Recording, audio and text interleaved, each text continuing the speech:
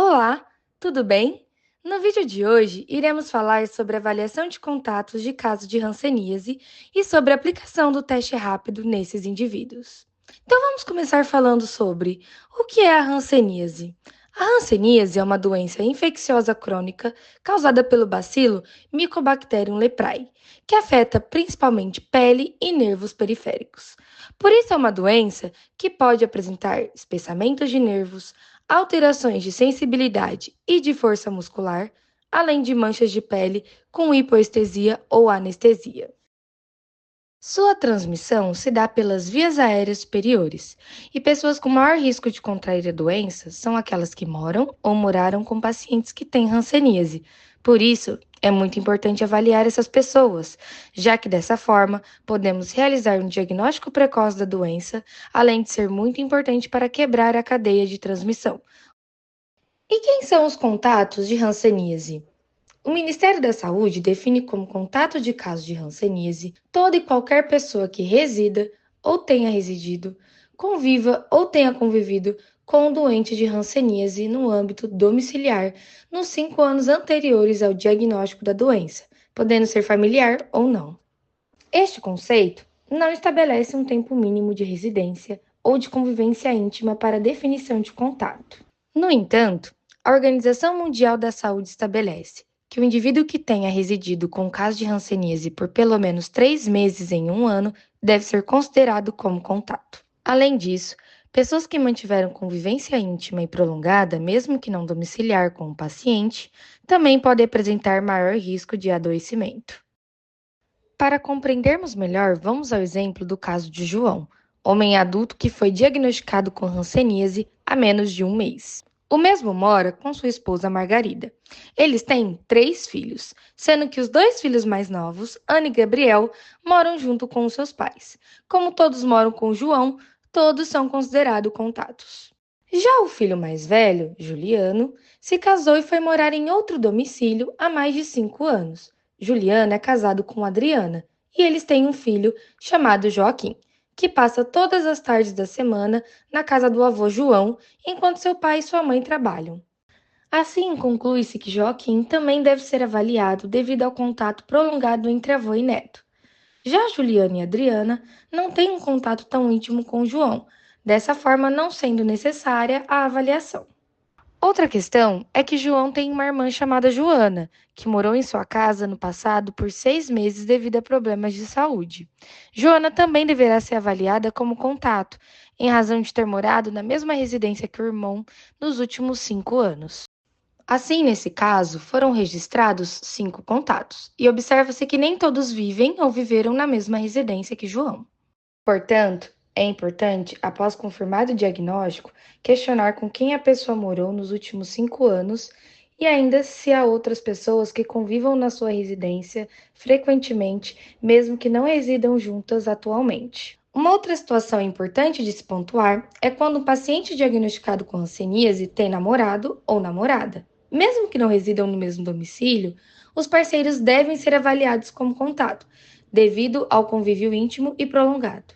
Também é importante saber que a identificação de quem são os contatos deve ser feita somente após o consentimento do caso notificado.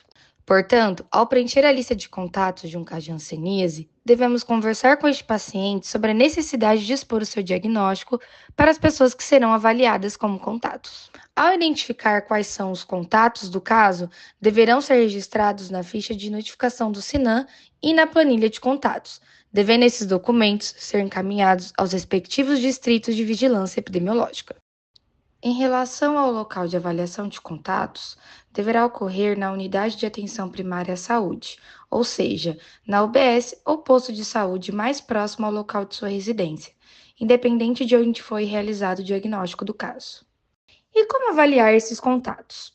A avaliação de contatos pode ser feita por médicos e enfermeiros da unidade de saúde. O primeiro passo é realizar a anamnese, investigando os principais sinais e sintomas que podem sugerir hanseníase.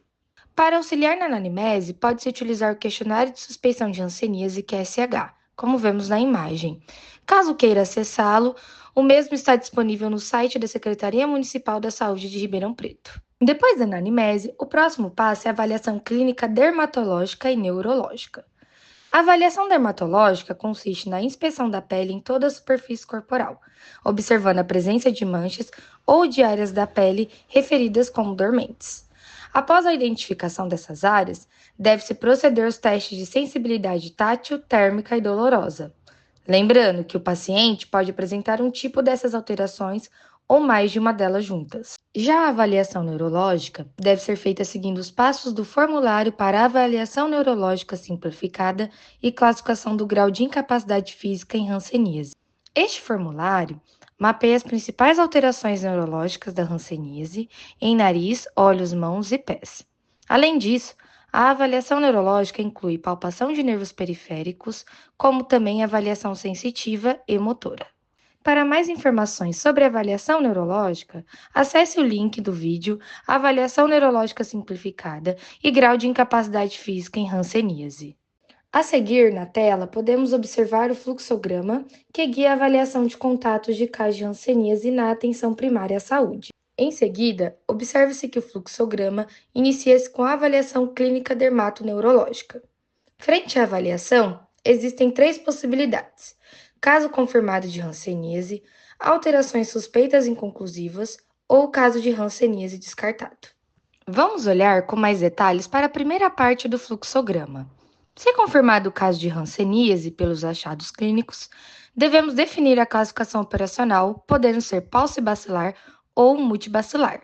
Também devemos classificar o grau de incapacidade física, investigar se há reações hansênicas e notificar o caso no SINAM.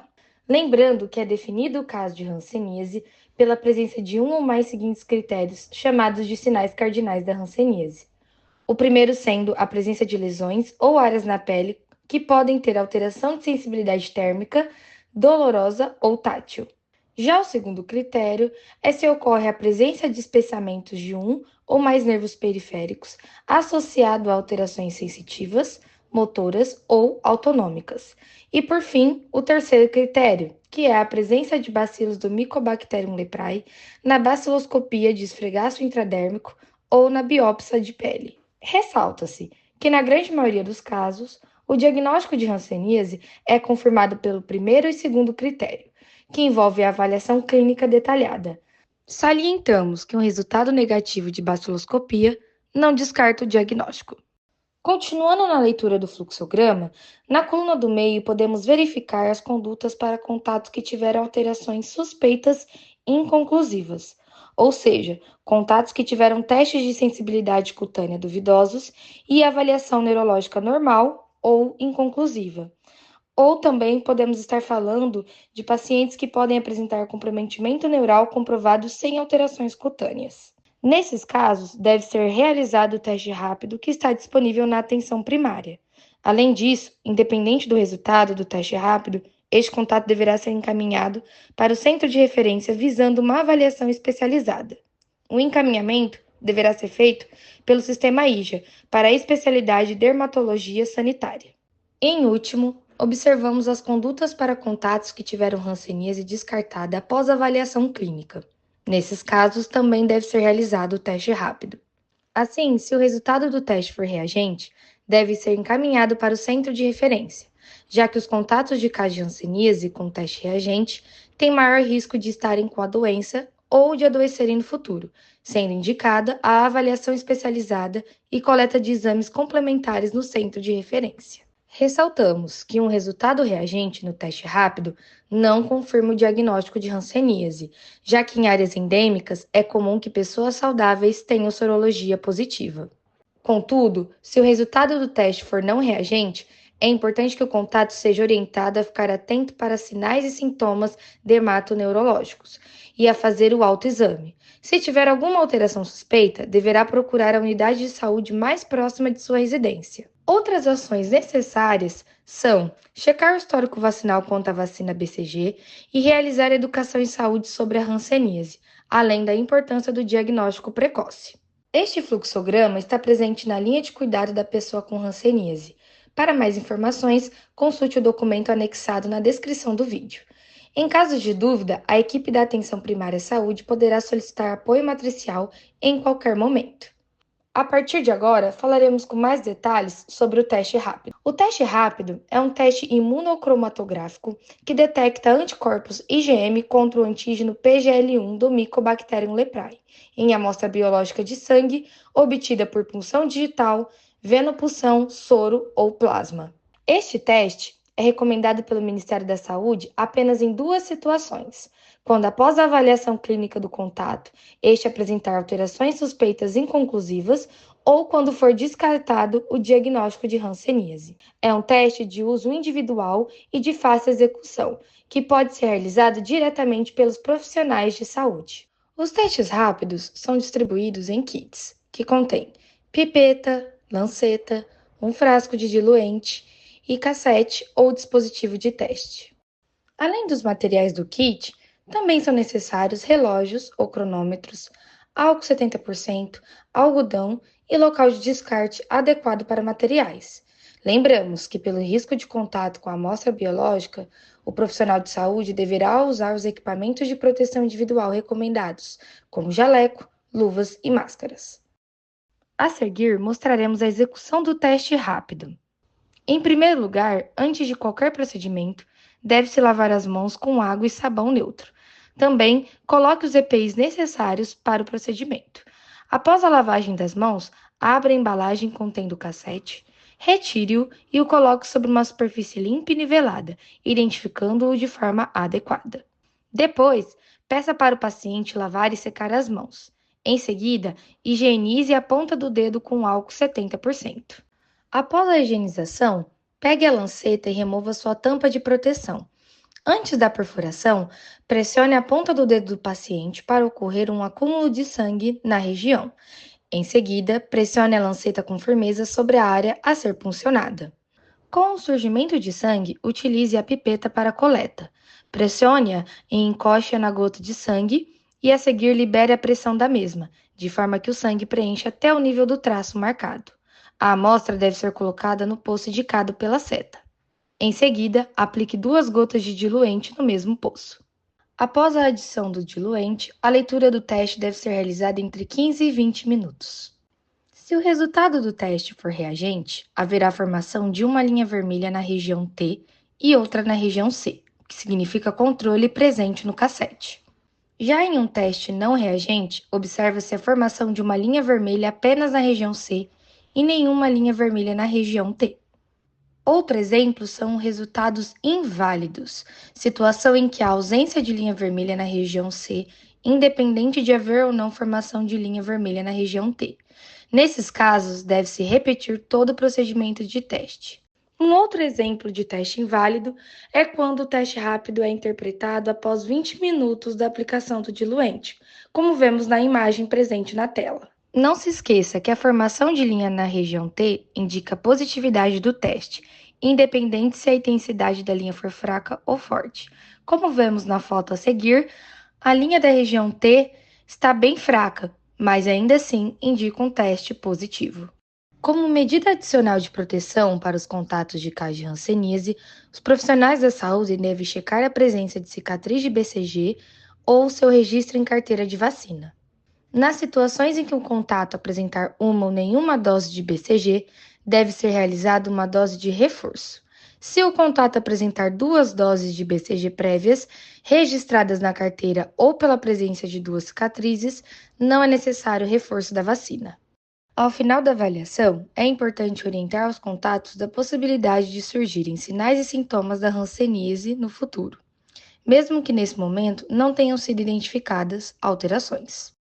É importante recomendar que os contatos estejam atentos aos sintomas neurológicos que possam sugerir hanseníase, como formigamentos, dormências, dor nos nervos e outros, além também de surgimento de manchas ou outras alterações cutâneas.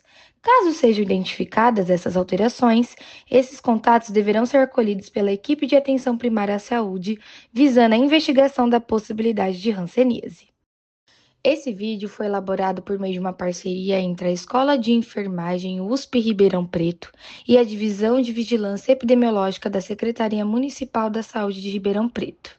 Convidamos todos a aprender um pouco mais sobre a hanseníase, acessando a linha de cuidado da pessoa com hanseníase e outros materiais educativos disponíveis no link abaixo. Agradecemos pela sua atenção e esperamos ter ajudado. Até logo!